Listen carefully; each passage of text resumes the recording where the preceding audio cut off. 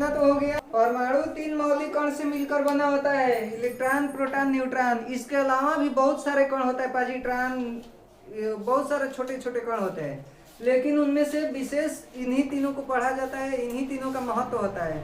Positron इससे भी छोटा कण होता है। तो 3 मौलिक कण से परमाणु मिलकर बना होता है, इलेक्ट्रॉन, प्रोटॉन, न्यूट्रॉन। इलेक्ट्रॉन की खोज किसने किया था? Rutherford, James teddy, sorry, J Thomson. इस पर ऋण आवेश होता है। प्रोटॉन की खोज किसने किया था?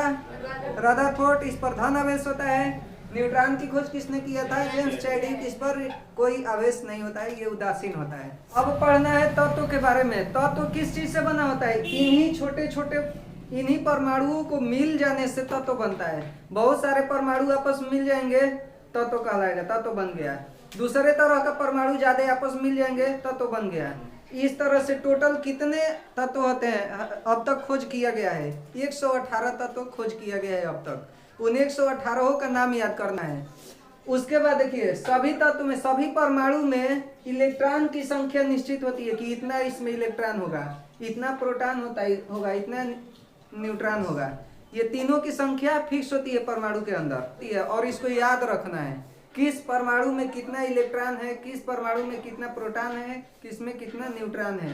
ये संख्या याद रखना है। ये क्रम से याद करना है, क्रम से लिखा, क्रम से लिखेंगे तो क्रम से याद हो जाएगा। फर्क क्या, मतलब इसका क्या है?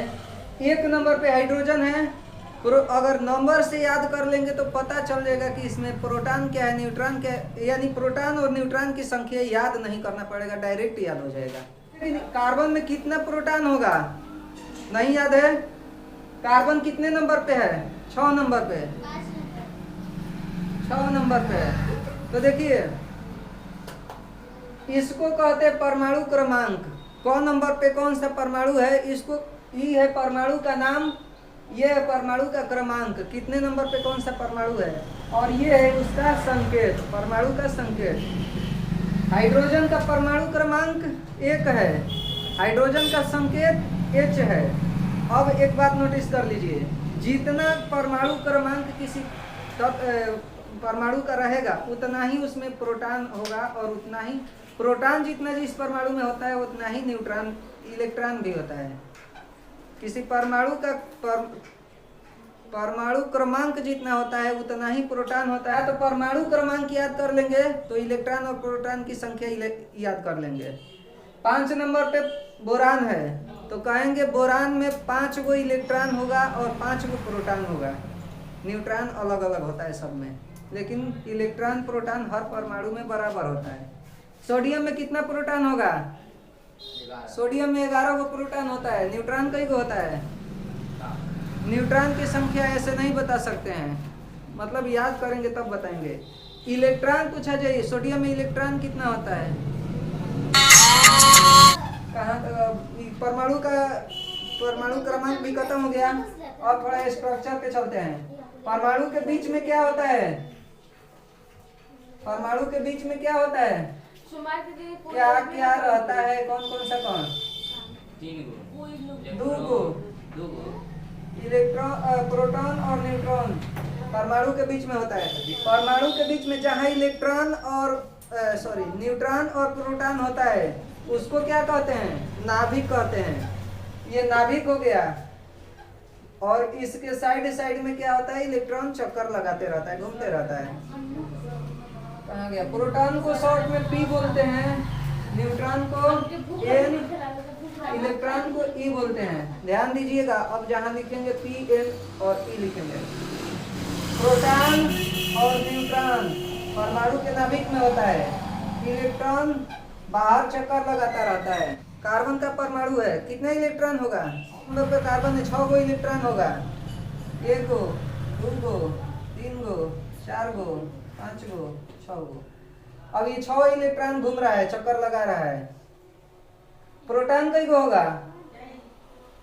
जितना इलेक्ट्रॉन उतना प्रोटॉन, 6 गो प्रोटॉन भी होगा। 6 गो प्रोटॉन है, न्यूट्रॉन की संख्या अलग होती है। ई 2 को बराबर होता है, ठीक है। अब इसका भी एगो फिक्स है, इलेक्ट्रॉन ऐसे एक ही राउंड में एक ही लाइन में नहीं रहता है सब। जितना मान लीजिए जिसका 118 नंबर पे जो तत्व है, इसमें 118 को प्रोटॉन होगा, तो एक ही लाइन में 118 को तत्व इलेक्ट्रॉन नहीं घूमता है। लाइन अलग अलग बना लेते हैं, चक्र अलग अलग बना लेते हैं।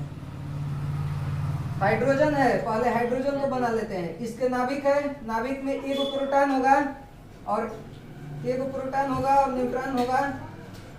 इसके बाहर एक कक्ष होगा, सर्किल बना के इलेक्ट्रॉन घूम रहा होगा। कितना इलेक्ट्रॉन होगा हाइड्रोजन में? ये है हाइड्रोजन परमाणु, ये कोई इलेक्ट्रॉन होगा, ये कोई इलेक्ट्रॉन है, अभी ये घूम रहा है, परमाणु है। अगर हीलियम का परमाणु बनाते हैं, इसके नाभिक में कई गो प्रोटॉन होगा? 2 गो प्रोटॉन है। और इसके बाहर कई गो इलेक्ट्रॉन घूम रहा है? 2 गो, 1 गो 2 गो।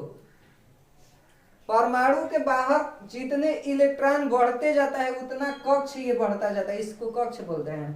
पहला कक्ष में 2 गो इलेक्ट्रॉन रहता है, अधिक से अधिक 2 गो इलेक्ट्रॉन रह पाएगा। अब 2 गो से अधिक इलेक्ट्रॉन होगा तो इसके बाहर दूसरा कक्ष बनाएगा और इसमें इलेक्ट्रॉन घूमेगा। से अब उसमें भी फिक्स है कि दूसरे कक्ष में कितना इलेक्ट्रॉन होता है। अब उसमें जितना निश्चित है, जैसे एक रूम में 10 लोग रह सकते हैं, तो 10 को के बाद अधिक आदमी आएंगे तो दूसरा रूम बनाएंगे, तो इसमें फिक्स है कि इतना इलेक्ट्रॉन घूमेगा। अब इसमें इलेक्ट्रॉन उतना भर गया तो इसके बाहर अब इलेक्ट्रॉन आ जाएगा।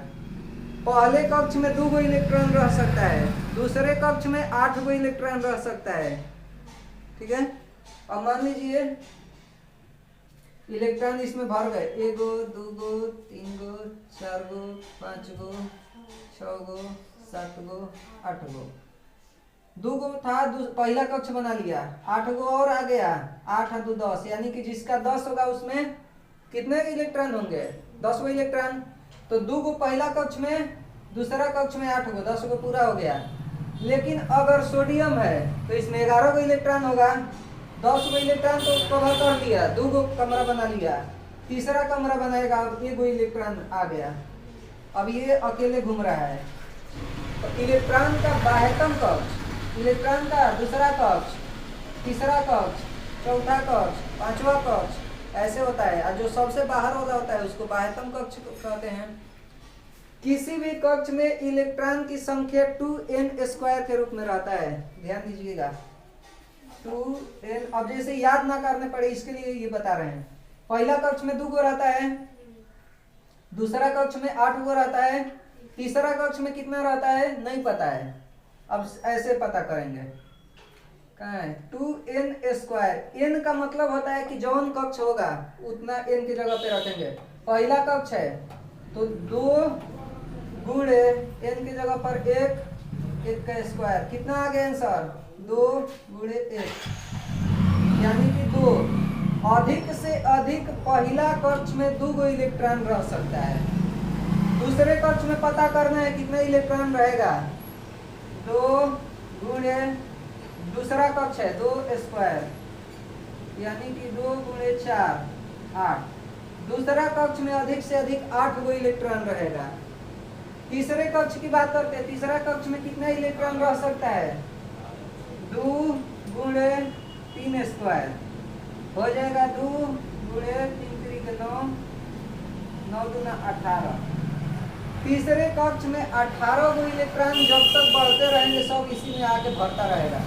जब 18 गो इलेक्ट्रॉन इसमें भर जाएगा तब जाकर के अगला कक्ष बनेगा इसके बाहर। ऐसे करते करते 118 होता तो भरते हैं। क्लियर हो गया? के बाहरी, कार्बन के बाहरी कक्ष में कितना इलेक्ट्रॉन होता है बनाकर बताइए। कार्बन के बाहरी कक्ष में, बाह्यतम कक्ष में, सबसे बाहरी कक्ष होगा उसमें कितना इलेक्ट्रॉन होगा? ये नाभिक हो गया, बाहरी कक्ष 1 बनाया, इसमें 2 गो इलेक्ट्रॉन भर गया, अभी 4 गो इलेक्ट्रॉन बचा हुआ है, तो 1 और कक्ष बनाएगा, इसमें 4 इलेक्ट्रॉन भर गया। तो कार्बन के बाहरी कक्ष में कितने इलेक्ट्रॉन होते हैं? 4 गो। नाइट्रोजन के बाहरी कक्ष में कितने इलेक्ट्रॉन होंगे? सब परमाणु ये सोचता है कि हमारे बाहरी कक्ष में 8 गो इलेक्ट्रॉन पूरा रहे। जिस परमाणु के बाहरी कक्ष में 8 गो इलेक्ट्रॉन रहता है वो स्थिर हो जाता है, किसी से भी अभिक्रिया नहीं करता है। तो जिसके बाहरी कक्षा में 6 गो इलेक्ट्रॉन रहेगा वो सोचेगा कि हमको 2 गो दे दे कोई, पूरा हो जाएगा हमारा 8 गो। जिसके बाहरी कक्षा में 5 गो रहेगा वो सोचेगा कि 3 गो कहीं से मिल जाता तो पूरा हो जाता। जिसके बाहरी कक्षा में 7 गो इलेक्ट्रॉन रहेगा वो सोचेगा 1 गो मिल जाता तो 8 गो हो जाता। और जिसके बाहरी कक्षा में 1 गो रहेगा वो सोचेगा कि 1 गो को अगर दे देते हैं तो हमारा ये कक्षा खत्म हो जाएगा, अंदर वाला 8 गो पूरा हो जाएगा।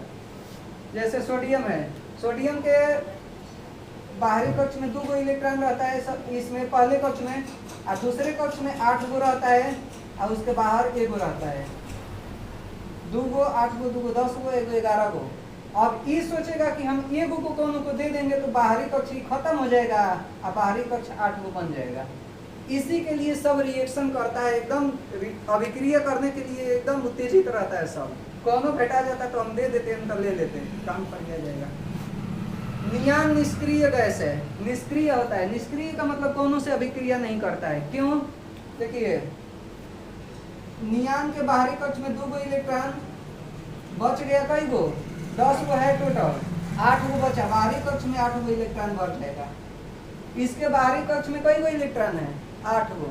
ये अब किसी से अभिक्रिया ही नहीं करेगा, इसको निष्क्रिय कहते हैं, निष्क्रिय गैस।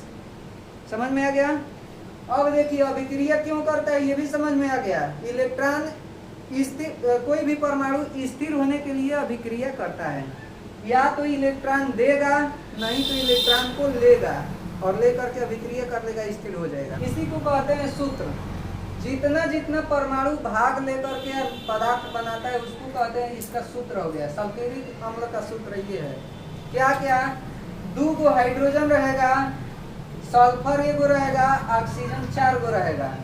ये सब आपस में रिएक्शन करेगा, रिएक्शन करके सल्फ्यूरिक अम्ल बना दिया। अब ये सल्फ्यूरिक अम्ल का 1 कण है, यहाँ पर 200 लिख देंगे, यानी कि सल्फ्यूरिक अम्ल का 200 कण है। तो 200 कण थोड़ा सा ज्यादा सल्फ्यूरिक अम्ल हो जाएगा। 1 कण रहेगा तो एकदम बूंदा थोड़ा सा रहेगा, और वहीं ज्यादा सल्फ्यूरिक अम्ल है, इसका मतलब कि सल्फ्यूरिक अम्ल का बहुत सारा कण मिल करके सल्फ्यूरिक अम्ल बना है। समझ रहे हैं ना? तो अब इसको भी ध्यान रखिएगा। ये संकेत लिखा है और संकेत के साइड में जो लिखा होता है ये बताता है कि ये कोई वो परमाणु मिला हुआ है इसमें, और यहाँ पर जो लिखा होता है ये बताता है कि ऐसा ऐसा कौन कोई वो है यहाँ पर। ध्यान से समझिएगा। CO2 इसका फॉर्मूला है, पढ़े हैं कभी? कार्बन डाइऑक्साइड का। कार्बन डाइऑक्साइड का फॉर्मूला होता है CO2। इसका मतलब कि इसमें कार्बन परमाणु और ऑक्सीजन परमाणु मिल करके कार्बन डाइऑक्साइड बनाता है। कार्बन कितना होता है? 1 कार्बन और 2 गो ऑक्सीजन। ऑक्सीजन का 2 गो अणु और कार्बन का अणु कह रहे हैं, ऑक्सीजन का 2 गो परमाणु और कार्बन का 1 परमाणु आपस में मिलते हैं तो इलेक्ट्रॉन का लेन देन करके रिएक्शन कर लेते हैं, जुड़ जाते हैं। और जब जुड़ जाते हैं तो कोई भी इलेक्ट्रॉन का लेन देन करके जब परमाणु जुड़ता है तो वो नया चीज ही बनाता है। पहले था कार्बन और ये ऑक्सीजन, जब ये इलेक्ट्रॉन का लेन देन करके बना लेता है, जुड़ जाता है तो नया चीज बन जाता है। ये कार्बन डाइऑक्साइड बन गया, दूसरे तरह का चीज।